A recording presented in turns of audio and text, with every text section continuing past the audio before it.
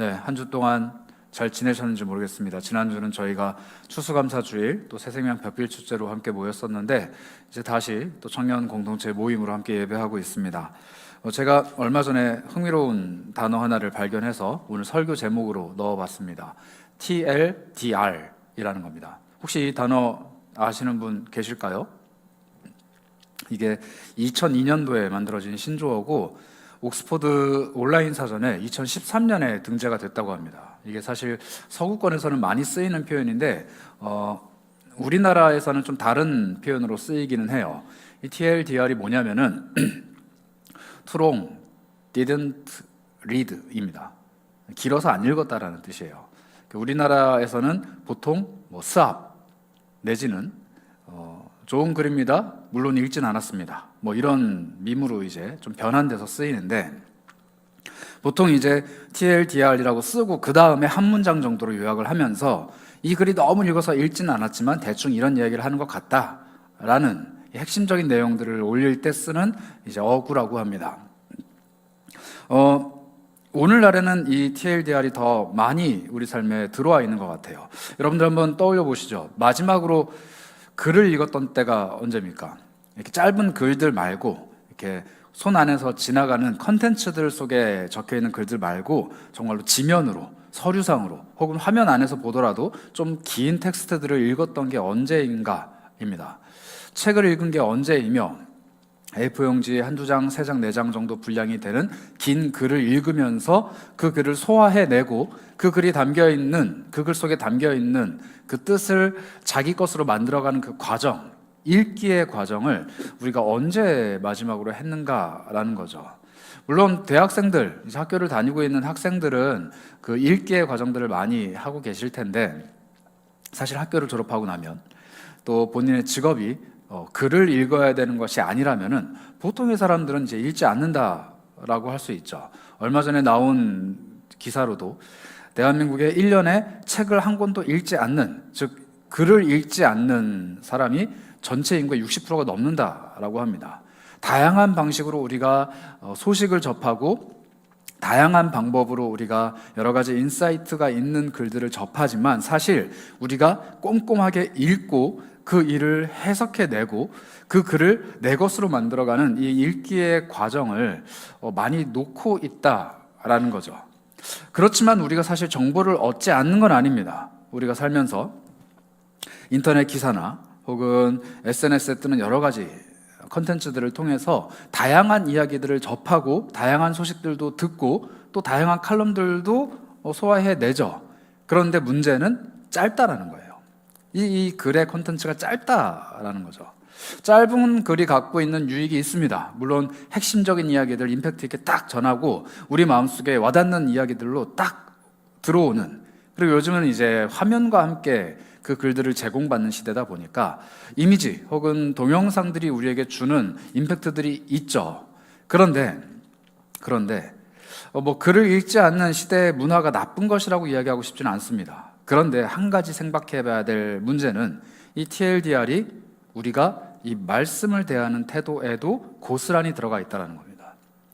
단언컨대 제가 가지고 있는 책 중에 가장 두꺼운 책은 이 성경입니다. 제가 직업적인 특성상 책을 계속 접할 수밖에 없는 사람임에도 불구하고 제가 가지고 있는 책 중에 가장 많은 페이지와 가장 많은 글과 가장 많은 분량을 자랑하는 것은 이 성경인 것 같아요. 제가 안 그래도 이번 주간에 제 책상에 있는 책들을 한번 쓱 훑어봤는데 그 어떤 책도 이 성경보다 분량이 많지는 않습니다. 물론 이 책이 66권으로 쪼개져 있기는 하지만 한 권의 책으로 놓고 봤을 때 이 책이 가지고 있는 분량이 제일 많아요. 그러다 보니까 TLDR의 시대, 긴 글은 읽지 않고 패싱해버리는 이 시대에 너무나도 많은 사람들이 이 성경을 읽지 않고 그저 소비합니다. 읽지 않고 소비한다라는 말은 뭐냐면 이 책에 대해서 TLDR 해서 이 문장으로 제시합니다 라는 이 컨텐츠나 이 글들이나 여러 사람들의 인사이트들은 늘 소비하고 있는지는 모르겠지만 이 책 자체는 전혀 열어보지 않는다는 거예요. 이 책을 열지 않고 이 책 안에 있는 이야기들 혹은 이 책에 대해서 말하고 있는 사람들의 주장들 혹은 이 책을 가지고 삶을 살아내고 있는 사람들의 삶을 곁눈질하면서 보고는 있지만 정작 이 책은 보지 않는다라는 거죠. 여러분들 다시 한번 좀 생각해 보셨으면 좋겠어요. 내가 자발적으로 이 책을 펼치고 읽고 묵상하고 무엇을 말하고 있는가 연구하고 기도하면서 여기에 있는 말씀 한 구절이 나의 삶에 다가오는 말씀 한 구절이 되고자 고민하면서 내 삶을 이 책과 계속 부딪혀갔던 작업을 가장 마지막 한 게 언제입니까? 누군가가 시켜서가 아니라 혹은 교회의 어떤 프로그램의 일환이 아니라 정말로 내가 자발적으로 내 의지대로 이 성경책을 마주하고 이 속에 계신 말씀이 나를 향한 말씀이 되도록 내 삶을 이 책 속에 몰아넣고 이 책 속에 있는 이야기가 내 삶으로 유입되는 그 과정들을 경험한 게 언제라는 거예요. 의무감으로 펼쳐서 한 장 한 장 읽어내려가는 성경이 아니라 성경 읽기표에 체크를 하기 위해서 읽어내려가는 성경이 아니라 교회에서 성경 읽기 대회를 하니까 성경 읽기 프로그램을 진행하니까 성경을 읽어야 하는 것 같으니까 읽는 것이 아니라 정말로 내 삶에 필요한 말씀을 얻고자 이 성경책을 펼쳤던 게 과연 언제냐는 이야기입니다. 오늘 소그룹 나눔 질문의 첫 번째가 사실 이 질문이에요. 부디 여러분들의 나눔에 1번부터 막힘이 있진 않았으면 합니다. 가장 최근이었으면 좋겠고요. 그게 어제였으면 좋겠고 오늘이면 더더군다나 좋겠죠. 그런데 솔직히 한번 돌아보자는 거예요.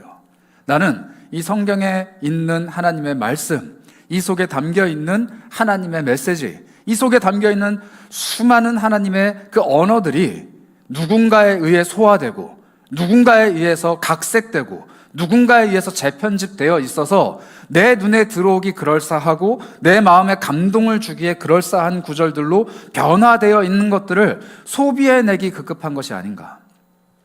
나는 그것들, 누군가 요리해 놓은 그 성경책들을 맛있게 먹으면서 정말로 하나님의 말씀이 내 입에서 달구나, 정말로 하나님께서 좋은 말씀을 하시는구나 라고 생각을 하고 있긴 하지만 정작 그 말씀 속에 내 삶이 들어가진 않고 그 말씀이 내 삶에 들려오지도 않고 그냥 그리스도인으로서 기독교 콘텐츠를 소비하고 있지는 않은가라는 겁니다. 여러분들은 성경을 읽고 계십니까? 아니면 성경을 읽어 내려간 사람들이 하는 이야기를 듣고 있습니까? 여러분은 이 성경 속에 담겨있는 하나님의 말씀을 읽어 내려가십니까? 아니면 이 성경 속에 계신 하나님을 만난 사람들이 하는 이야기를 듣고 있습니까? 나는 신앙을 소비하는 사람입니까? 아니면 하나님을 마주하는 사람입니까? 오늘 말씀 재건이라는 주제로 여러분들과 대화를 나눌 때 그 질문을 먼저 드리고 시작하고 싶습니다. 우리가 오늘 읽은 이 스파냐라는 선지자의 글은 우리에게 굉장히 불편한 이야기를 하는 책입니다. 짧아요. 3장밖에 안 되는데 여러분들 오늘 집에 돌아가셔서 시간을 내서 한번 읽으셨으면 좋겠습니다. 이 책이 이야기하는 바는요, 물론 하나님의 날에 하나님이 내리실 심판에 대해서 이야기를 합니다. 보통 선지서가 그런 이야기들이죠. 나중에 훗날 너희가 지금 이렇게 살다 보면은 하나님께서 심판하실 거야, 혼내실 거야, 이런 이야기들을 주로 하는데 이 스파냐는 오늘 우리에게 굉장히 불편한 이야기를 해요. 어떤 이야기를 하냐면 스파냐 1장 6절을 한번 보겠습니다. 1장 6절은 이렇게 이야기하는데요. 여호와를 배반하고 따르지 아니한 자들과 여호와를 찾지도 아니하며 구하지도 아니한 자들을 멸절하리라. 멸절하리라. 이 멸절하리라라는 표현이 성경에서 조금 고상하게 표현되어 있어서 그냥 하나님은 굉장히 화가 나셨나 보다라고 할 수 있지만 그 원뜻은 이겁니다. 다 죽여버리겠다. 너무 표현이 큰가요? 센가요? 근데 맞아요. 다 죽여버리겠다. 이게 멸절이에요. 멸절. 우리가 사극에서 멸절이라는 단어를 쓰면 굉장히 고상한 것 같지만 정말 열이 받쳐서 꼭지가 돌아서 다 죽여버릴 거야. 이게 그냥 멸절입니다.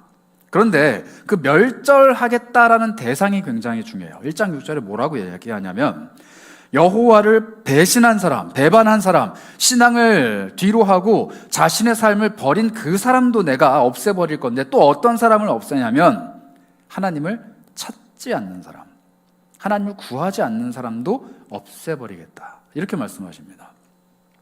스바냐서를 잘 읽어보면 어떤 이야기가 나오냐면요, 종교 지도자들, 제사장들, 하나님의 말씀을 전한다라고 말하는 선지자들, 하나님의 율법을 지킨다고 말하는 하나님의 백성들임에도 불구하고 그들이 하나님을 찾지 않는다라고 질책하십니다. 너희가 하나님의 백성이라고 스스로 자부하는데 하나님은 좀처럼 참지 않는다. 삶 속에서 하나님 말씀 지킨다고 애를 쓰는데, 그리스도인으로 살아가려고 애를 쓰는데, 정말로 내가 하나님 앞에서 신앙을 지키려고 애를 쓰는 것 같은데 정작 그 삶을 꼼꼼하게 돌아보면은 하나님을 찾지 않는다는 거예요. 그리스도인으로서 살아가는 삶의 기준을 알기 위해서 애를 씁니다. 그리스도인으로서 지켜야 되는 양심의 기준을 찾으려고 애를 씁니다. 그리스도인으로서 사회에서 어떻게 성공을 해야 할지, 그리스도인으로서 사람과의 대인관계는 어떻게 해야 할지, 그리스도인으로서 내 삶의 방향은 어떻게 세워야 될지 누누이 고민하고 생각하며 애를 씁니다. 그런데 하나님을 찾지 않아요. 안 읽는 거예요. 이 말씀 속에 하나님이 계시다고 분명히 하나님이 이야기하시는데, 너는 내 말에 귀를 기울이라고, 이 율법책을 주야로 내 손에서 떠나게 하지 말며 아침 저녁으로 묵상하고 읽고 이것을 가르치고 이대로 행하라라고 그렇게 얘기하시는데 전혀 펼쳐 보이지 않으면서 하나님의 백성으로 살아간다라고 스스로를 생각하는 겁니다. 이게 하나님을 찾지 않는 사람이 아니라면 누가 하나님을 찾지 않는다라고 이야기할 수 있을까요? 절에 가서 부처님께 공덕을 바라며 비는 사람이 하나님을 찾지 않는 사람입니까? 아니면 손안에 성경책 하나 없어서 하나님을 읽지 않는 사람이 하나님을 찾지 않는 사람입니까? 사이비 종교에 빠져서, 이단에 빠져서 잘못된 행동들을 하고 있는 그 사람이 하나님을 찾지 않는 사람입니까? 아니면 평생 살면서 이 책의 처음부터 끝까지 무슨 내용이 적혀 있는지 단 한 번도 보지 않은 채 삶을 마감하는 그 사람이 하나님을 찾지 않는 사람입니까? 하나님은 말씀하신다니까요. 신앙을 배반한 사람보다 하나님을 찾지 않는 그 사람이 더 악독무도하다. 하나님을 안다 이야기하면서도 하나님을 찾지 않는 그 사람, 하나님을 구하지 않는 그 사람을 하나님께서는 더 질책하시는 겁니다. 조금 더 살펴볼까요? 스바냐 1장 12절을 한번 보겠습니다. 제가 읽어볼게요. 그때 내가 예루살렘에서 찌꺼기같이 가라앉아서 마음속에 스스로 이르기를 여호와께서는 복도 내리시지 아니하시며 화도 내리지 아니하시리라 하는 자를 등불로 두루 찾아 벌하리니, 이렇게 말씀하십니다. 하나님께서 등불을 켜시고 무언가를 찾아 헤매시는데 그 대상이 어디냐면 예루살렘입니다. 하나님의 성, 하나님의 성전이 있는 그곳, 매일매일 매주 하나님께 예배하는 그곳, 하나님을 믿는 사람들만 들어갈 수 있는 그 예루살렘 성 안에서 찌꺼기같이 가라앉아 있는 사람들을 찾으신대요. 등불을 들고 찾으신답니다. 그런데 그 사람들이 누구냐? 하나님이 벌도 내리지 않으시고 복도 내리지 않으시고, 하나님이 내 인생에 뭐 딱히 좋은 것들을 베풀어 주시지는 않지만 내가 또 하나님께 벌 받는 것도 아니니까 나는 그냥 순탄한 삶, 평안한 삶, 별일 없는 삶을 살아가고 있는 걸 보니 그냥 하나님이 나를 도우시나 보다, 보호하시나 보다 라고 안일한 생각을 하면서 나는 하나님의 백성이다, 나는 하나님의 성 안에 살고 있다, 하나님께서 우리 성을 보호하시고 내 삶을 보호하시고 나를 도우신다라고 착각하며 살아가는 그 사람을 등불을 들고서 색출해 내신다는 거예요. 이런 사람들이 하나님의 공동체의 찌꺼기 같은 사람들이라고 비난하시는 겁니다. 여러분들, 신앙생활을 할 때 내 삶에 아무 문제가 없는 것도, 또 내 삶에 아무 복이 없는 것도 문제예요. 내 삶이 지금 하나님 앞에서 곤고하고 괴롭고 눈물 나고 문제를 겪고 있거나, 아니면 하나님께서 베풀어 주시는 은혜 때문에 너무 감사하고 기쁘거나, 둘 중에 하나라는 겁니다. 우리가 첫 번째 주에 나눴죠. 뜨겁거나 차갑거나 둘 중에 하나라는 거예요. 중간은 없다는 겁니다. 내 삶에 복도 없고 내 삶에 화도 없어. 그냥 나는 이번 주에 일상을 살았어. 아무 일 없이 살았어. 하나님이 내 삶에 특별한 감동이나 특별히 기적 같은 일이나 특별히 뭐 좋은 일들을 주시진 않았지만 내 삶에 문제가 없잖아 지금. 그러니 하나님이 돕고 계신 거 아니야? 이런 평안한 일상을 유지하는 것도 하나님의 은혜 아니야? 라고 생각하면서 내 삶에 그 어떤 말씀 한 구절 들어오지 않는 것을 이상하게 생각하지 않고, 내 삶의 단 한순간도 하나님이 말씀하시지 않고 내 삶이 흘러가는 그 과정을 아무렇지도 않게 생각하는 그 사람을 하나님이 찾아내신다는 거예요. 여러분들 어떻습니까? 요즘 하나님 앞에서 고민하며 괴로워하며 눈물 흘리고 계세요? 아니면 하나님이 주신 기쁨과 하나님이 주신 은혜 때문에 즐거워하면서 살고 계세요? 이 둘 중에 하나가 아니라면, 하나님 앞에서 그 어떤 이슈도 없이, 그 어떤 감정도 없이 그냥 매일매일 반복되는 일상이 평안하게 지나가고 있다면 우리는 그 예루살렘에 있는 찌꺼기와 같은 사람들과 비슷한 존재들일지도 모른다는 겁니다. 좀 완곡하게 말씀드렸지만 사실 맞아요. 하나님이 내 삶에 아무 말씀도 안 하고 계신다는 것은 내 삶에 하나님이 죽어버린 것과 동일합니다. 내 삶에 하나님이 없는 거예요. 하나님이 내 삶에 아무런 일도 행하시지 않는데 라고 하나님을 죽여버리고 폄하시켜버리고 하나님이 내 삶에 관심이 없는 존재로 급락시켜버리고 나는 그냥 내 인생을 사는 겁니다. 이게 스바냐 선지자가 이야기하고 있는 하나님을 찾지도 않고 구하지도 않는 사람들의 삶의 특징이라는 겁니다. 그리고 이런 사람들이 갖고 있는 삶의 특징이 또 있어요. 스바냐 3장 2절인데요. 이 3장 2절은 이 사람들에게 하나님이 왜 침묵하시는지를 적나라하게 보여줍니다. 그가 명령을 듣지 아니하며 교훈을 받지 아니하며 여호와를 의뢰하지 아니하며 자기 하나님께 가까이 나아가지 아니하였도다. 이렇게 말씀하십니다. 하나님의 명령, 하나님의 말씀이 기록된 이 책을 단 한순간도 펼쳐보지 않아요. 하나님께서 나에게 무엇라 말씀하시는지 관심이 없습니다. 하나님께서 뭐라고 말씀하시던지 간에 내 삶은 이 성경책과 동떨어진 것이라고 여기면서 아무 문제 없다는 듯이 살아가요. 그리고 그 태도를 뭐라고 말씀하시느냐? 자기 하나님께 나아가지 않는다라고 말씀하십니다. 여러분, 여러분들의 집에서 몇 시간 걸려서 이 예배당에 나왔던지, 여러분들이 여기에 예배하기 위해서 얼마나 많은 시간과 얼마나 많은 노력과 얼마나 많은 열정을 쏟아 부었던지 상관없이 여러분들이 이 말씀과 얼마나 가까이 있느냐가 하나님 앞에서 나와 하나님과의 거리입니다. 여러분들이 그 얼마나 많은 찬양을 귀에 꽂고 들었던지, 여러분들이 얼마나 많은 기독교 채널들을 팔로우하고 있던지, 여러분들이 얼마나 많은 신앙에 관련된 대화들을 다른 사람들과 하고 있던지 전혀 상관없이 우리 하나님의 말씀과 내 삶이 얼마나 밀접하게 연결되어 있는가가 바로 하나님이 여러분들과 저를 평가하시는 기준이라고요. 내 주변에 다 그리스도인이에요. 나는 입만 열면은 하나님에 관한 이야기들을 해요. 나는 늘 예배하는 자리에 있어요. 그게 누군지 아십니까? 제사장들이에요. 근데 하나님이 스바냐 선지자를 통해서 그 제사장들을 향해 신랄한 비판을 하십니다. 그들이 예루살렘의 찌꺼기라고 말씀하세요. 그들이 하나님을 찾지 않는다라고 말씀하십니다. 하물며 24시간 성전 안에 머물며 하나님의 일을 하는 그 사람들도 하나님이 그렇게 비판하시는데, 삶을 살아가며 말씀에 관심을 갖지 않는 우리들이 그 하나님의 칼날과도 같은 비판을 비껴갈 수 있으리라고 생각할 수 없습니다. 스바냐 선지자의 이야기가 단지 하나님께서 미워하시는 사람들을 향한 이야기라고만 생각할 수 없다는 거예요. 오늘 나를 향해서 하시는 말씀이라고도 받아야만 한다는 겁니다. 성경을 펼치지 않고 읽지 않는 우리를 향해 하나님이 말씀하시는 거죠. 이러한 사람을 어떤 한 신학자가 굉장히 적나라한 표현으로 이야기했는데요. 달라스 윌라드라는 신학자입니다. 이 사람이 뭐라고 표현했냐면 뱀파이어 크리스찬이라는 표현을 썼어요. 뱀파이어 크리스찬. 이게 뭐냐면요, 예수님의 피에는 관심이 너무 많아요. 그런데 예수님의 입에서 나온 말씀에는 관심이 없어요. 죄를 짓고 삶이 무너지고 내 삶에 도움이 필요할 때 예수 그리스도의 그 십자가의 피는 너무 필요한 거예요.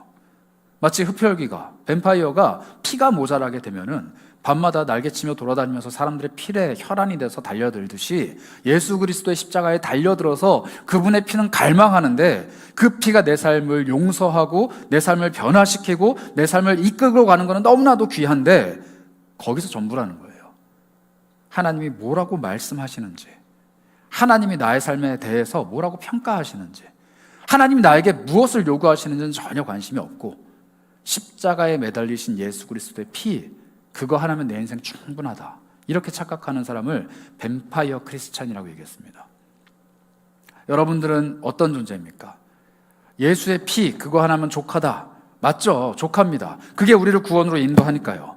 그런데 구원받는 사람이 살아가는 삶의 방식, 그리고 구원받은 나에게 하나님이 단순히 너 이런 죄를 지었으니까 내가 용서해 줄게, 너 이런 죄를 또 지었으니까 내가 내 아들 예수 그리스도의 피로 너를 용서해 줄게, 너는 이런 연약함이 있으니까 내 아들 예수 그리스도의 피로 너를 정결케 해 줄게, 이런 무한 굴레와 같은 방식이 아니라 정말로 너는 이런 삶을 살아갔으면 좋겠어, 너에게 내가 가지고 있는 계획은 이거야, 오늘 하루를 살아가는 너에게 이 아침에 내가 너에게 해주고 싶은 이야기는 이거야, 지금 그 고민, 그 어려움, 그 눈물 가운데서 있는 너에게 내가 이런 말씀을 기록해놨어, 이 말씀이 너에게 힘이 될 거야, 이 말씀이 너를 인도해 갈 거야 라고 어마어마한 말씀들을 기록해 놓으신 이 성경이 우리에게 아무런 의미가 없을 때 우리는 그냥 밤마다 피를 찾아 헤매이는 뱀파이어와 전혀 다를 바 없다는 겁니다.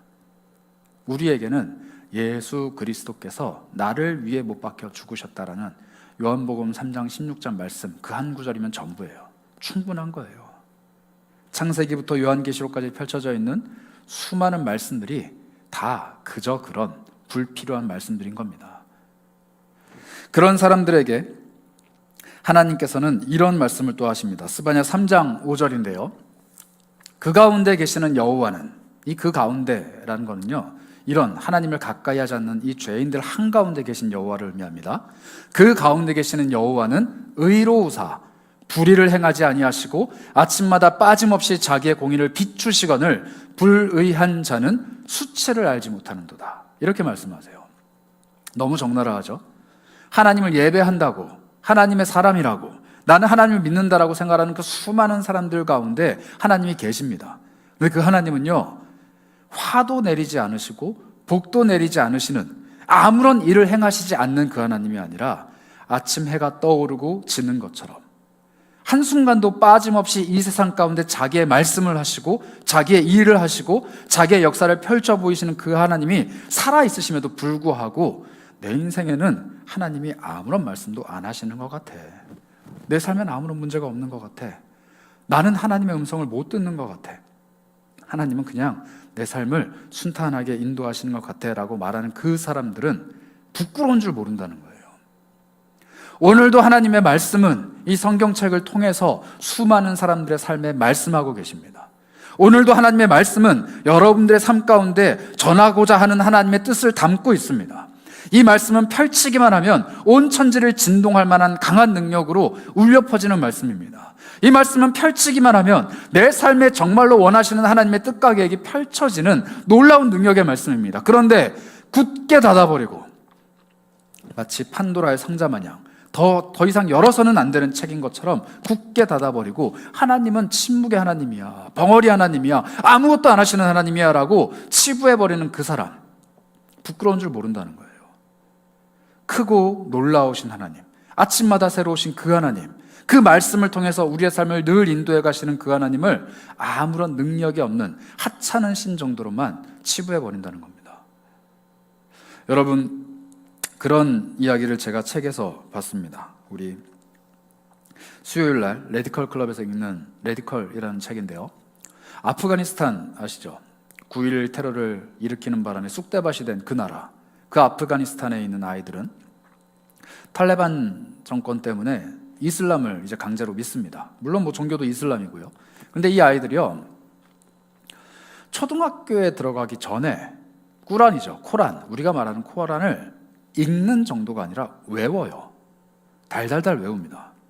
학교 들어갈 때 그 시험 보고 들어가요. 그래서 제가 검색을 해봤어요. 이슬람 사람들은 기본이에요.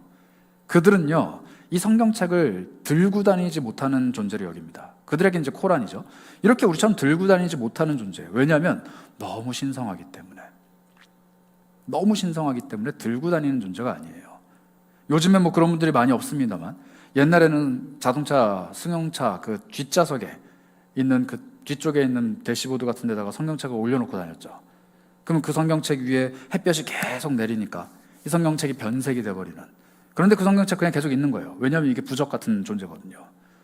그렇게 다니시는 어른들이 있었습니다. 여러분들의 성경책에는 어떤 흔적들이 남아있나요? 여러분들의 손때가 묻어서 성경책이 바래지고 여러분들이 연구하고 고민하고 묵상한 글자들이 형광펜의 흔적들이, 여러분들이 넘겨갔던 그 성경책들이 정말 달아해진 모습들이 남아 있습니까? 아니면 먼지가 쌓여 있습니까? 작년에 나온 CCM 곡인데요, 미국에서 이제 1위를 했던 CCM 곡의 제목이 더스티 바이블이에요. 성경책 속에 먼지가 가득 쌓여 있는데, 오, 내 아이폰은 신형이네? 가 이 곡의 후렴구입니다. 더스티 바이블. 수많은 미국의 청소년, 청년들이 그 찬양을 들으면서 맞다 맞다 가슴을 쳤어요. 그게 비단 미국 청소년들, 미국 크리스찬들의 모습일까요? 우리도 똑같다는 거죠. 여러분들 중에 지금 성경책을 들고 이 예배에 참석한 사람이 과연 몇 명 될까요? 그 성경책을 이번 주간에 펼쳐본 사람이 과연 몇 명일까요? 그 성경의 말씀을 날마다 내 삶에 가장 가까운 데 두고 읽고 묵상하고 그 말씀이 정말 그러한가 내 삶에서 실천해 가는 사람이 과연 몇 명일까요?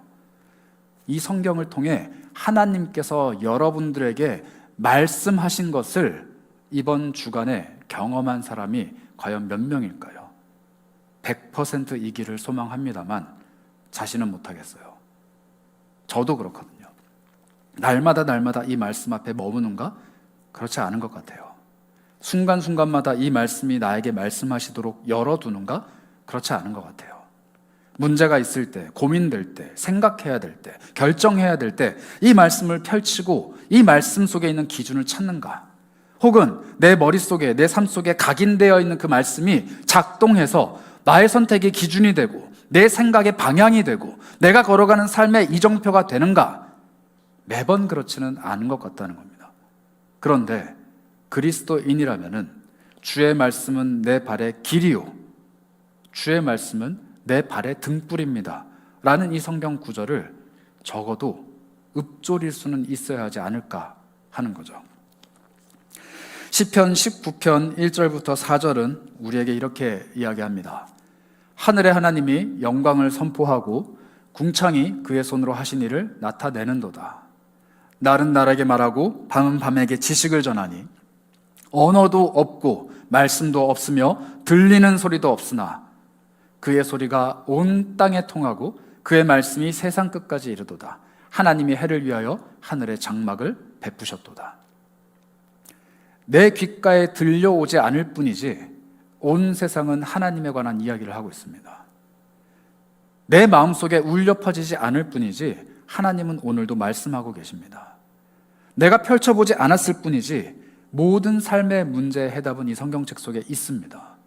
내가 관심을 갖지 않았을 뿐이지 내 삶의 길은 이미 다 결정되어 있습니다. 그것이 바로 하나님의 말씀이고 그 말씀이 내 삶의 나침반입니다. 이러한 마음을 가지고 살아가는 게 그리스도인입니다. 그리고 그리스도인은 말씀에 귀를 기울일 수밖에 없는 것이죠. 제가 이번 주에 그리고 지난주에 한 3주 전쯤부터 청년들을 많이 만나고 있습니다. 만나면서 이런저런 이야기들을 하는데 11월 달 우리 공동체가 사역 신청 기간이잖아요. 제가 권면도 하고 또 고민도 듣습니다. 너 이번에 이런 사역 해보는 거 어떻겠니? 혹은 그 친구가 얘기하죠. 저 이런 사역을 좀 생각하고 있습니다. 그럼 그런 대화를 할 때 유난히 이번 가을에 많이 들었던 얘기가 뭐냐면 제가 원하는 건지 하나님이 원하시는 건지를 잘 모르겠습니다. 이런 얘기를 하더라고요. 제가 이 사역을 하기를 제가 혹은 이런 헌신을 하기를 제가 그냥 스스로 원해서 하는 건지 아니면 하나님이 나를 부르시는 건지 잘 모르겠어요. 이런 얘기를 많이 들었어요. 한 5번 들은 것 같아요. 5명에게서. 그래서 제가 그런 청년들에게 한결같이 이야기해 준 게 있습니다. 뭐냐면은 내가 하고 싶은 게 시작점인 것 같아요. 내가 하고 싶은 마음이 드는 게 시작점인 것 같아. 이런 얘기를 해줬습니다. 스파냐 말씀을 계속 보시면요. 뭘 깨달을 수 있냐면 하나님은 하나님께 관심을 두지 않는 그 사람을 통해서 일하시는 경우가 거의 없습니다. 하나님은 말씀에 관심을 두지 않는 사람에게 말씀하시는 경우가 거의 없어요. 하나님은 기도하지 않는 자에게 응답하시는 경우가 거의 없습니다. 하나님은요, 하나님을 찾고 구하고 말씀을 읽고 묵상하고 그 말씀 때문에 고민하는 그 사람의 삶에 일하시기 바쁜 분이시기 때문에 관심 없는 사람들에게는 무관심으로 대하시는 것 같아요. 그걸 어디서 알 수 있느냐? 예수님의 말씀 속에서 알 수 있습니다. 예수님이 그렇게 말씀하셨거든요. 정말 많이 말씀하셨는데, 들을 귀 있는 사람은 들어라, 이런 얘기를 하십니다.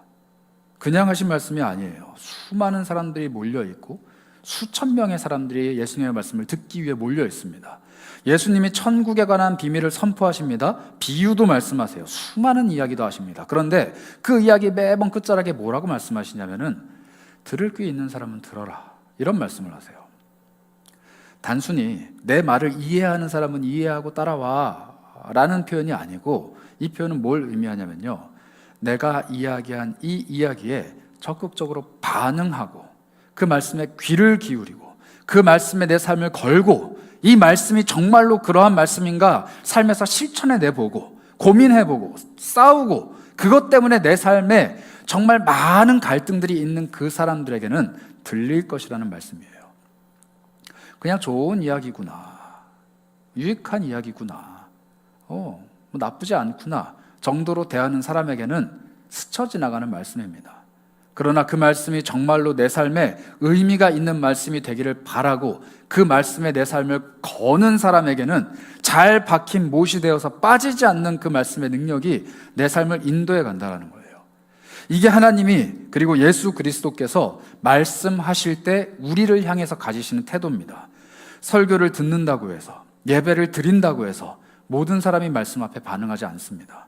이 말씀을 펼친다고 해서, 읽는다고 해서 모든 사람들이 그 말씀에 반응하지 않는다라는 거예요. 어떤 사람들이 반응하느냐? 스바냐 3장 12절은 이런 말씀을 우리에게 하십니다. 내가 곤고하고 가난한 백성을 내 가운데 남겨두리니 그들이 여호와의 이름을 의탁하며 보호를 받을지라. 곤고하고 가난한 백성을 예루살렘 가운데 남겨두신다고 합니다. 등불을 두시고 찌꺼기 같은 사람, 하나님의 말씀에 귀를 기울이지 않는 사람, 하나님께 관심이 없는 사람, 하나님을 찾지도 않고 구하지도 않고 하나님이 내 인생에 아무 일도 행하시지 않는다라고 폄하하는 그 사람들을 싹 다 몰아내신 후에 남겨진 사람들이 어떤 사람이냐면 곤고하고 가난한 사람들이에요. 말씀에 귀를 기울인 사람이 아니라 어떤 사람들이냐면 힘들고 지치고 가난한 사람들이라고 합니다. 이건 정말로 물질적으로 가난한 사람들을 의미하기도 해요. 그런데 마태복음 5장 3절을 보시면 이런 표현이 있습니다. 예수님의 팔복의 첫 번째 구절인데요, 심령이 가난한 자는 복이 있나니 천국이 그들의 것이다, 이렇게 말씀하십니다. 하나님이 말씀하신 가난함의 기준은 돈이 없는 걸 수도 있어요. 그런데 하나님이 단순히 돈이 없는 찢어지게 가난한 그 사람들이 내 말씀을 듣는다라고 말씀하신 게 아니고 뭐라고 말씀하시느냐? 심령이 가난한 사람을 말씀하시는 거예요. 집에 돈이 많아도 마음이 가난한 사람이 있습니다. 집이 찢어지게 가난한데도 불구하고 마음이 가난하지 않은 사람이 있어요. 내 재정의 여건과 내 삶의 형편과 전혀 상관없이 내 마음이 가난한가 가난하지 않은가가 말씀을 대하는 태도라는 거예요. 가난한 게 뭡니까?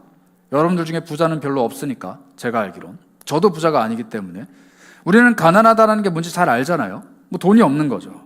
많은 것을 갖고 있지 않은 겁니다. 하고 싶은데 할 수 없는 것, 갖고 싶은데 갈 수 없는 상황, 가질 수 없는 상황, 원하는데 원하는 걸 할 수 없는 그것이 바로 가난함 아닙니까? 그런데 그 가난함을 하나님의 말씀을 향해서 품는 사람, 하나님께 가난한 마음을 갖는 그 사람을 하나님이 남겨두신다는 거예요. 하나님의 말씀이 내 삶에 있어야지 내가 밥을 먹을 수 있다. 마치 돈이 없으면 밥을 못 먹듯이 하나님의 말씀이 있어야지만 내가 내 형편이 나아질 수 있음을 고백하는 사람, 하나님의 말씀이 있어야지 내 수치를 가릴 수 있고 내 약함도 가릴 수 있고 내 삶이 더 윤택해질 수 있고 내 삶에 하고 싶은 것을 이루어갈 수 있고 갖고 싶은 것, 원하는 것, 모든 것들이 이 말씀을 통해서 내 삶에 이루어진다라고 확신하고 이 말씀을 마치 돈을 벌기 위해서 애를 쓰는 것처럼 아침에 출근해서 열심히 뼈 빠지게 돈 벌어서 정말 기쁜 마음으로 집에 돌아와서 오늘 하루 벌어들인 그 수입을 기쁨으로 헤아리는 그 사람처럼 하나님의 말씀을 읽고 묵상하며 그 말씀이 내 영혼을 채우는 것이 너무너무 풍족하게 기쁜 그 사람을 하나님이 주목하신다는 겁니다. 여러분, 성경을 읽으면 돈 준다고 하면 안 읽을 사람 누가 있겠습니까? 제가 그래서 초등학교 때 굉장히 많이 읽었어요. 한 장 읽으면 100원씩 준다고 그래가지고 엄마가 진짜 많이 읽었어요. 그런데 지금 생각해 보니까 성경적인 방법이에요. 가난한 자에게 하나님의 말씀이 임한다고 했으니 하나님의 말씀은 돈보다 귀한 것 아니겠습니까? 제가 돈을 벌기 위해서 성경을 읽었지만, 사실 용돈벌이로 읽었지만, 그때 읽었던 성경의 말씀들이 저에게 얼마나 큰 힘과 위로와 삶의 방향이 되었는지 모르겠습니다. 지금은 돈을 준다고 하지 않아도 성경을 읽죠. 여러분, 돈을 준다고 하면 읽을 거면서 돈이 된다고 하는데 왜 안 읽는 걸까요? 이 성경을 읽으면 내 마음에 금은 보화가 돼서 하늘로부터 쏟아지는 하나님의 은혜, 하늘의 상급, 그것들이 내 삶에 풍성하게 임한다라고 알고 있지만 읽지 않는 겁니다. 왜냐하면 경험해 본 적이 없으니까요. 말씀을 가까이 했을 때 내 삶에 큰 유익이 임하는 것을 경험해 본 적이 없으니까 그런 겁니다. 여러분들이 부디 이 청년의 때 하나님 말씀이 가지고 있는 그 보화와 같은 능력을 경험하셨으면 좋겠습니다.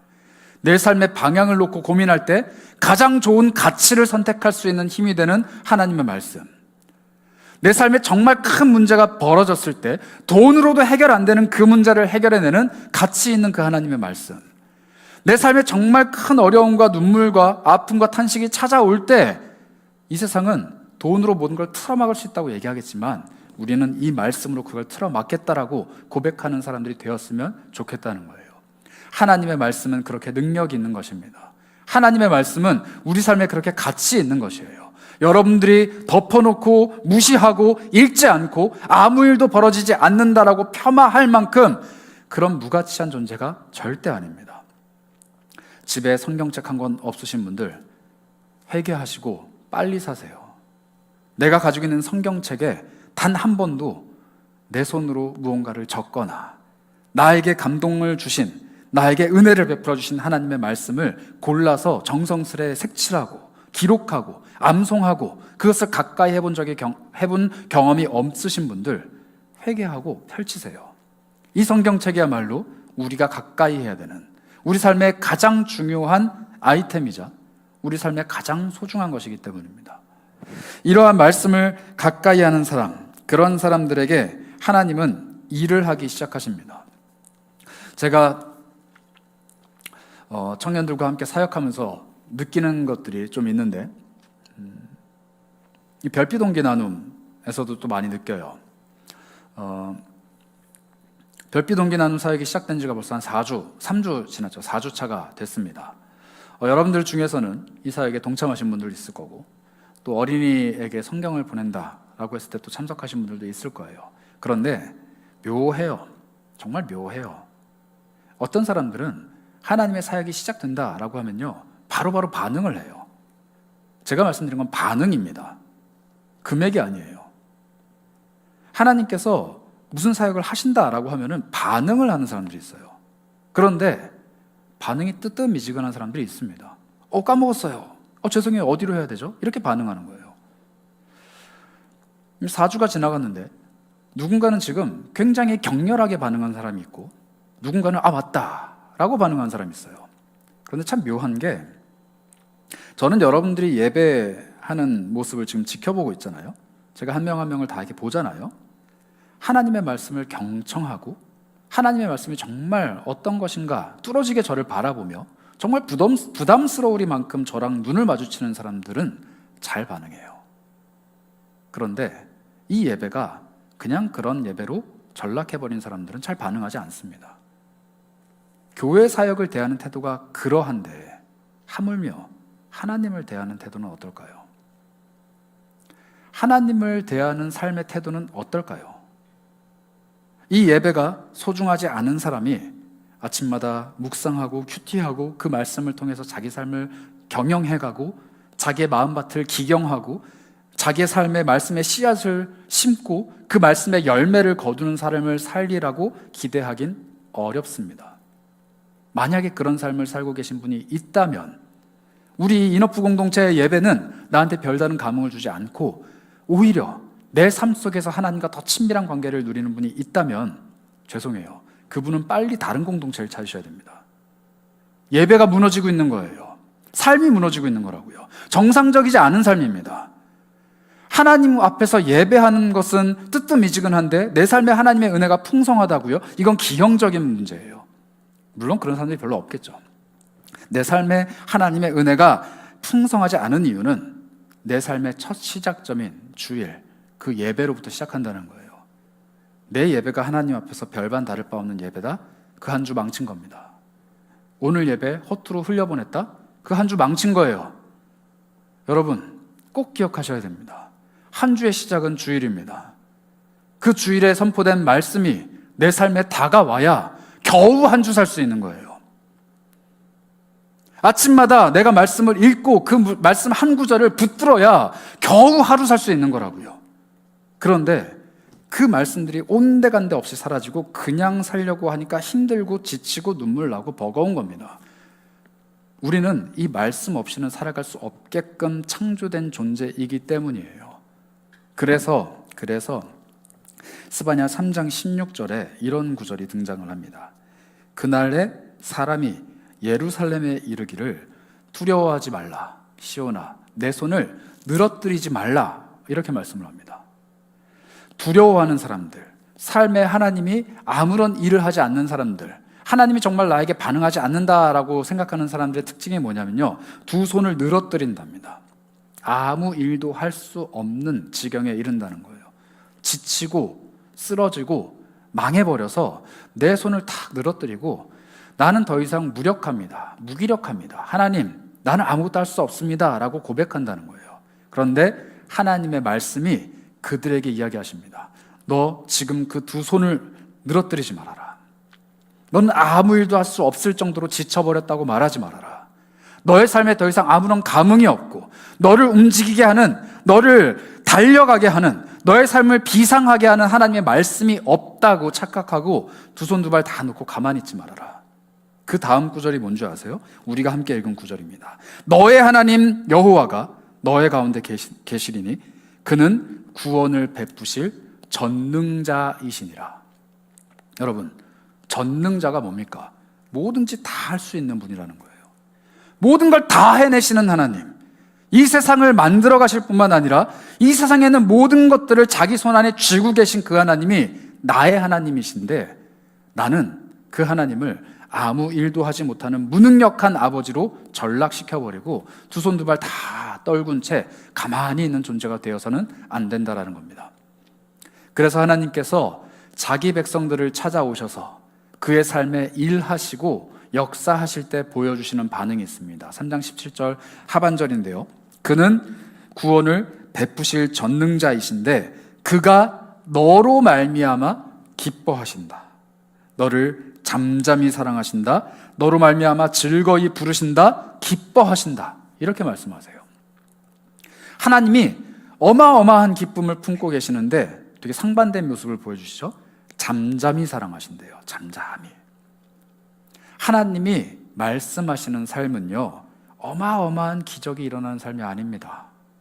성경을 펼치면 막 글자들이 휘황찬란하게 반짝반짝하게 빛나고, 기도하려고 눈을 감으면 폭포수와 같은 눈물이 쏟아지고, 찬양하려고 손을 들기 시작하면 성령이 나의 위에 임하셔서 내 온 신체가 뜨거워지고 내 삶이 변화되고 나에게 어마어마한 일이 일어나는 것도 있을 수 있지만, 하나님은 잠잠히 사랑해 주신대요.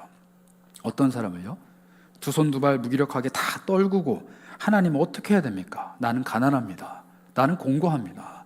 나는 하나님의 말씀 없으면 아무것도 할 수 없는 정말 가난하게 찢어지게 가난한 존재입니다. 이렇게 고백하는 이에게 하나님이 찾아오신답니다. 기뻐하시면서, 그래, 내가 가지고 있는 걸 너에게 줄게. 내가 뜻한 바를 너에게 가르쳐 줄게. 너의 삶에 가장 좋은 것들을 내가 말씀으로 베풀어 줄게 하시면서 잠잠히, 그러나 너무나도 따뜻하게 우리를 사랑해 주신다는 거예요. 이 사랑이 날마다 여러분들의 삶에 울려 퍼졌으면 좋겠습니다. 이 사랑이 날마다 여러분들의 삶에 끊임없이 흘렀으면 좋겠어요. 말씀을 펼칠 때마다 나를 향해 폭포수와 같이 쏟아져 내리는 그 사랑을 눈으로 보지만, 또 삶 속에서 잔잔한 시냇물처럼 흘러가고 있는 그 사랑을 경험하는 여러분들이 되셨으면 합니다. 이 말씀을 펼치셔야 돼요. 읽으셔야 됩니다. 그 말씀을 두고 기도하셔야 돼요. 그 말씀이 나에게 생명과도 같은 것이라고 고백하셔야 됩니다.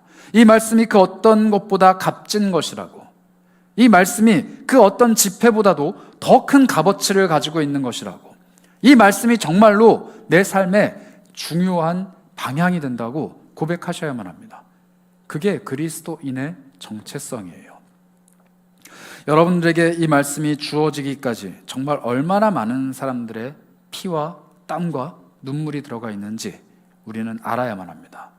우리말로 번역되어 있는, 그리고 내 손 안에 너무나도 쉽게 들려질 수 있는, 이제는 핸드폰을 잠금 해제하고 한두 번의 터치만으로도 하나님의 말씀을 가까이 할 수 있는 시대가 되었음에도 불구하고 그 모든 수고와 그 모든 어려움을 다 뒤로 한 채 말씀을 멀리하는 사람들의 삶을 우리는 그리스도인이라고 절대 부를 수 없습니다. 말씀을 가까이 하는 여러분들 되시길 축복합니다. 이 말씀이 여러분들의 삶에 의미 있는 책이길, 의미 있는 단어들이길, 의미 있는 활자들이 되어서 여러분들의 삶에 역사하는 하나님의 살아있는 말씀이길 축복합니다. 이 말씀이 여러분들의 삶에 어떤 일을 행하실지를 기대하는 마음으로 매일매일 이 말씀 앞에 머무셨으면 합니다. 그러기 위해서 가난해지세요. 돈은 많이 버시되 마음은, 그 심령은 가난해지시길 축복합니다. 하나님, 오늘 하나님의 말씀이 없으면 나는 밥 굶는 사람입니다. 오늘 하나님의 말씀이 없으면 나는 돈 없는 사람입니다. 오늘 하나님의 말씀 없으면 나는 아무것도 할 수 없는, 여유가 없는 사람입니다. 그러니 하나님, 나를 채워주시고 말씀으로 부욕해 하여 주옵소서. 이런 고백이 저와 여러분의 고백이 되기를 축복합니다. 그래서 한번 기도할까요? 여러분, 먼저 회개했으면 좋겠습니다. 하나님, 내 삶에 정말 말씀이, 살아있는 하나님의 말씀이 되어서 내 삶에 다가왔던 적이 도대체 언제입니까? 하나님의 말씀을 펼치고 그 말씀이 정말 살아있는 말씀이라고 인정하며 그 말씀이 정말로 생명이라고 소중하게 여기며 그 말씀을 뚫어지게 묵도했던, 그 말씀을 바라보며 묵상하면서 그 말씀이 내 삶에 임하기를 기도했던 그때가 도대체 언제입니까? 내 삶에 단 한 번도 그랬던 적이 없다면 회개하셔야만 합니다. 정말로 내 삶에 그런 말씀이 다가오는 경험이 며칠 전, 몇 달 전, 몇 년 전, 아니 기억조차 할 수 없는 과거의 일이라면 회개하셔야만 합니다. 하나님, 이 말씀을 더 사랑하게 하시고, 이 말씀을 펼치게 하시고, 이 말씀을 보게 하시고, 이 말씀이 나에게 의미 있는 것이 되도록 나의 삶을 뜯어고쳐 주시기 원합니다. 개조시켜 주시기 원합니다. 변화시켜 주시기 원합니다. 그리고 말씀을 마주할 때마다 이 말씀이 살아있는 말씀인 것을 내가 인정할 수밖에 없게끔 하나님, 말씀으로 나에게 다가와 주시기 원합니다.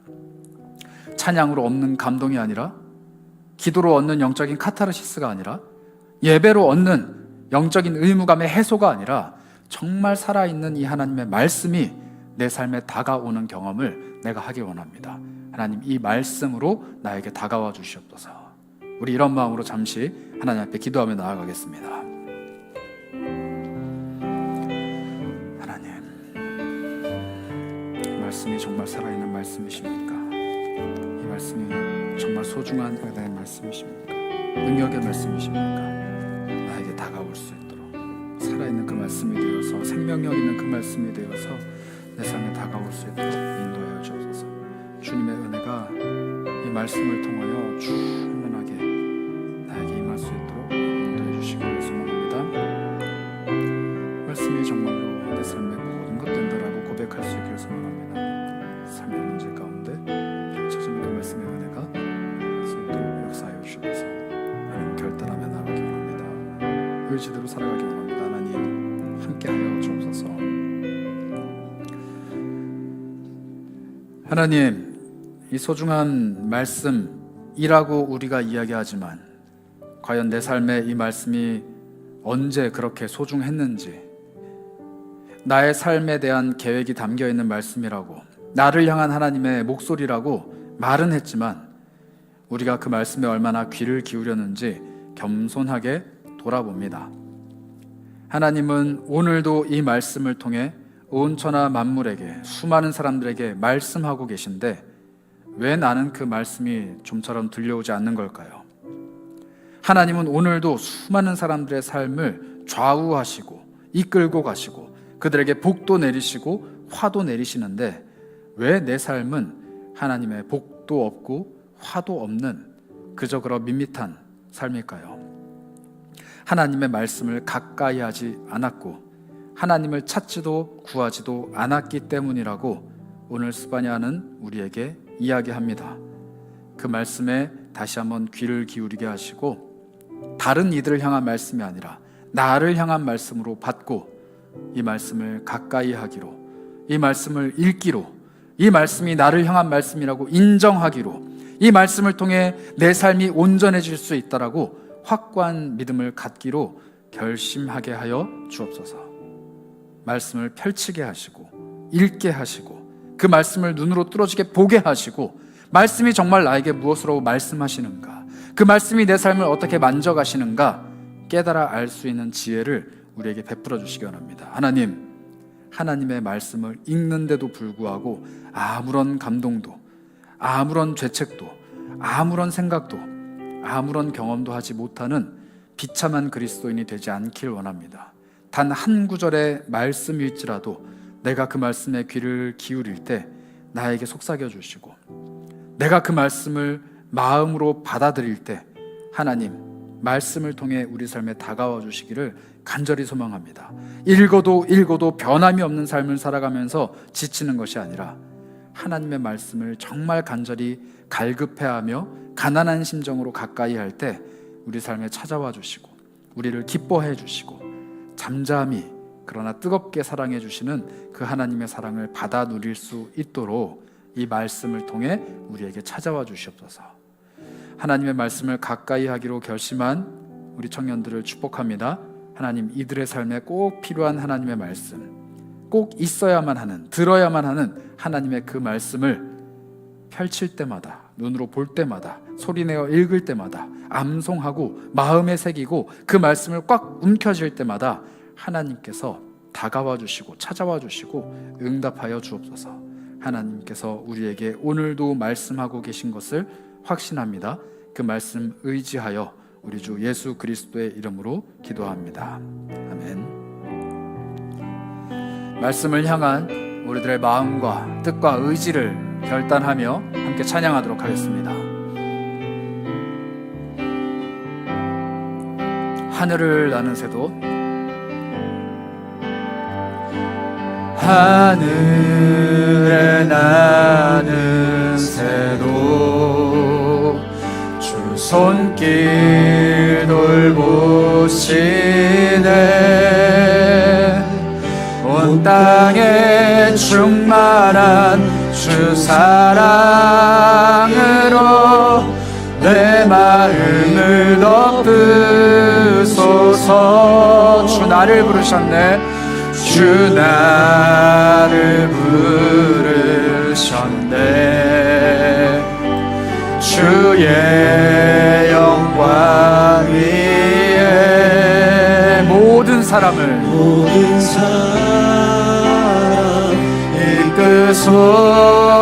이끄소서. 주의 영광으로 주 말씀 향하여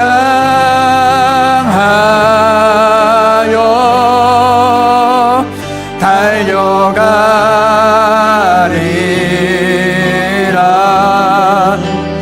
힘도 아닌 능도 아닌 오직 성령으로 주 말씀 향하여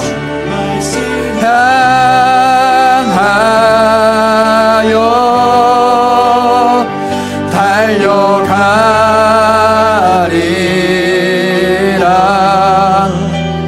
오 주의 영광 안에 살게 하소서.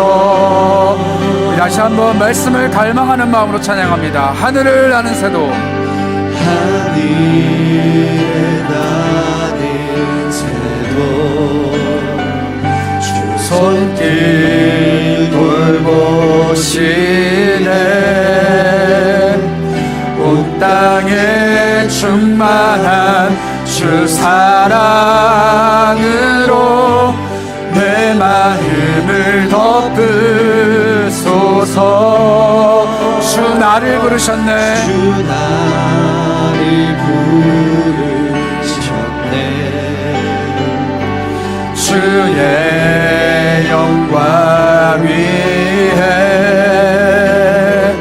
모든 사람 이끄소서. 주의 영광. 주님, 내가 주님의 말씀을 사랑하겠습니다.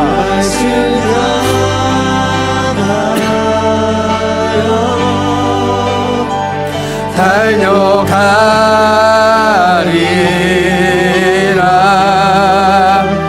힘도 아닌 능도 아닌 오직 성령.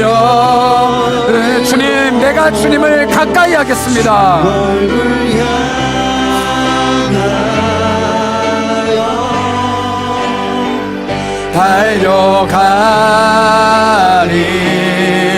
달려가리라. 오 주의 영광 안에 살게 하. 다시 한번 고백합시다. 주 말씀 향하여, 주 말씀 향하여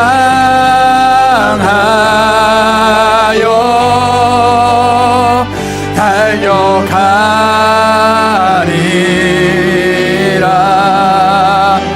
힘도 아닌 능도 오직 성령으로. 아멘. 내가 주님의 얼굴을 향해 가까이 나아가겠습니다.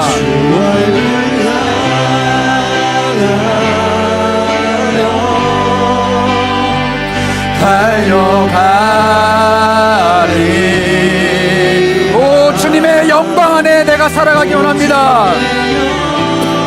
주님의 말씀 안에 살아가기 원합니다. 우리 계속해서 찬양할까요? 나의 가난한 심령에 주님 말씀하여 주옵소서. 내가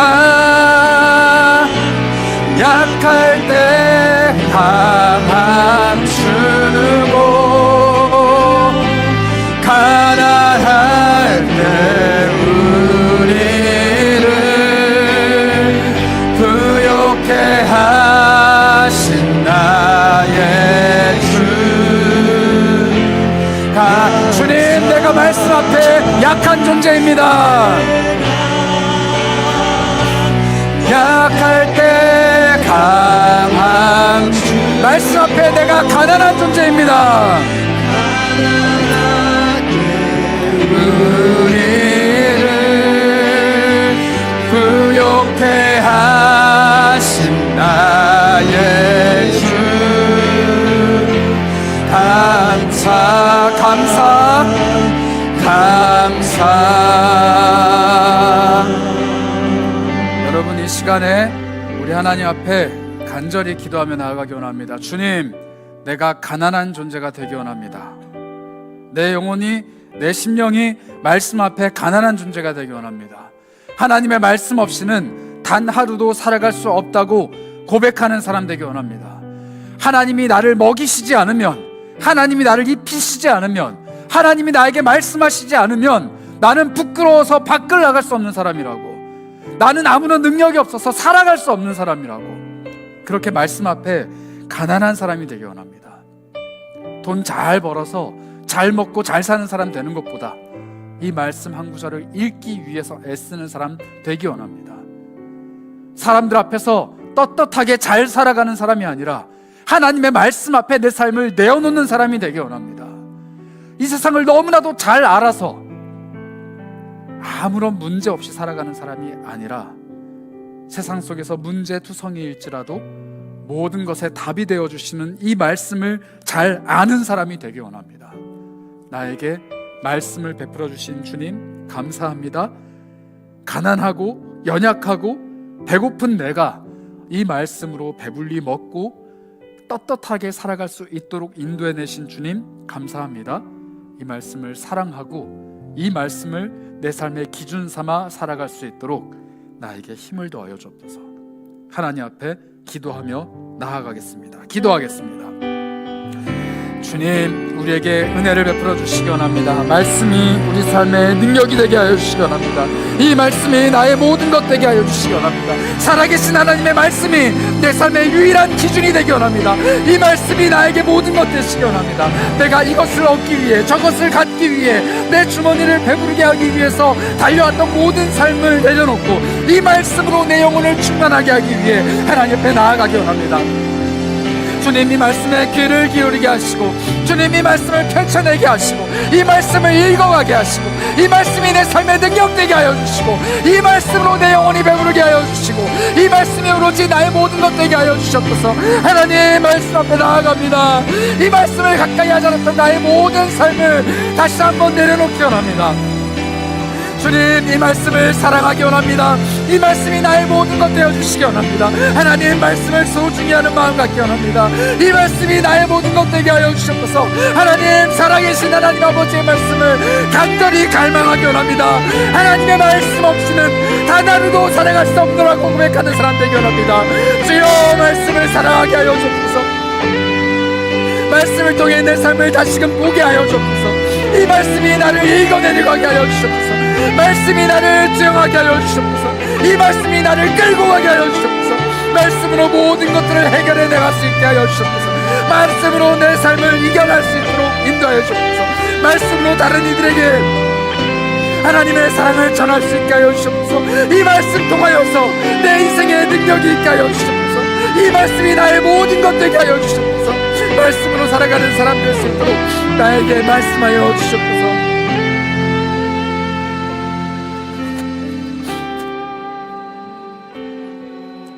다시 한번 기도하실 때는 그렇게 하나님 앞에 기도하며 나아가겠습니다. 하나님, 살아계신 하나님 아버지의 말씀의 능력을 내가 경험하기 원합니다.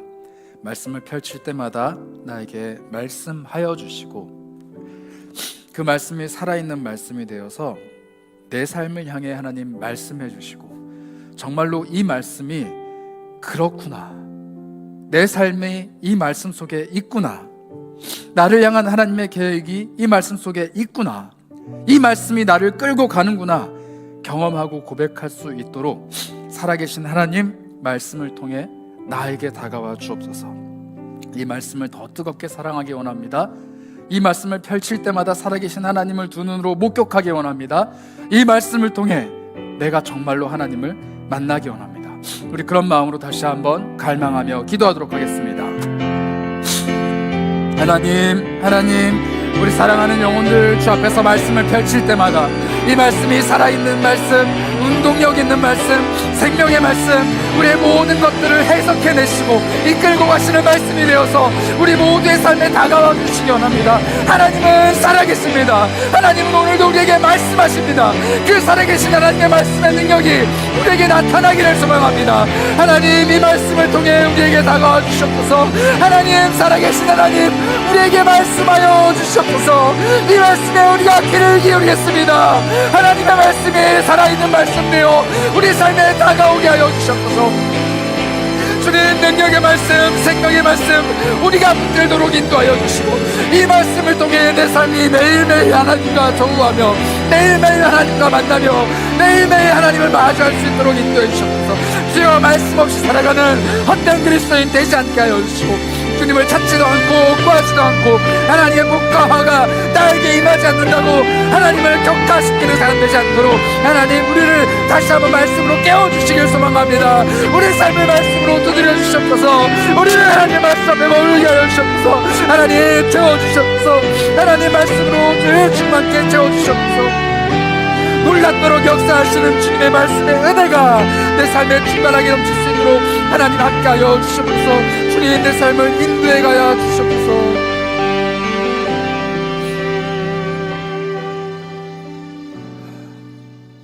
하나님, 너무나도 소중한 이 말씀을 우리가 마주하기를 원합니다. 하나님의 말씀, 이 고귀한 성경을 펼치기 원합니다. 내 삶을 향한 하나님의 뜻과 계획, 내 문제를 향한 하나님의 해답, 내 인생의 방향이 어떻게 기록되어 있는지, 내가 무엇을 하기를 주님께서 원하시는지, 오늘의 나를 향해 하나님께서 무엇을 말씀하시는지, 내일의 나를 하나님께서 어떻게 꿈꾸고 계시는지를 이 귀한 말씀 속에서 발견하게 하여 주옵소서. 이 말씀에 대해 이야기하는 사람들에게 관심을 갖도록, 이 말씀을 해석해내는 사람들에게 눈을 돌리도록 우리에게 끊임없는 유혹들이 다가오지만, 그것들 뿐만 아니라 이 말씀을 통해 말씀하시는 하나님을 온전하게 바라볼 수 있도록 우리의 시선을 고정시켜 주옵소서. 하나님, 말씀을 펼쳐도 삶에 아무런 감흥이 없는 비참한 그리스도인들이 되지 않기를 원합니다. 하나님께서는 내 삶에 관심이 없으시다고, 하나님께서는 나에게 말씀하시지 않는다고, 내 삶에는 하나님의 복도, 하나님의 화도, 그 어떠한 것도 없다고, 나는 그냥 그런 삶을 살아간다고 스스로 하나님을 멀리하는 그런 우를 범하지 않기를 원합니다. 내 삶에 찾아와 주시고 말씀해 주시고 임하여 주시고 이 말씀을 통해 나를 새롭게 하여 주옵소서. 감사드리며 우리 주 예수 그리스도의 이름으로 기도합니다. 아멘. 지금은 이 말씀을 통해 영원토록 우리를 향해 말씀하고 계신 우리 주 예수 그리스도의 한이 없으신 사랑과 이 말씀의 기록자이시자 이 말씀을 통해 우리 삶을 이끌고 가시는 크신 하나님의 놀라우신 은혜와 이 말씀을 깨닫게 하시고 이 말씀이 우리 귓가에 들려올 수 있도록 우리를 인도해 가시는 성령 하나님의 교통하심이 이제는 말씀을 펼치고 읽고 묵상하며 내 삶의 모든 것 되겠노라고 고백하며 고개 숙인 사랑하는 모든 지체들 머리 위에 지금부터 영원까지 함께 있을지어다. 아멘.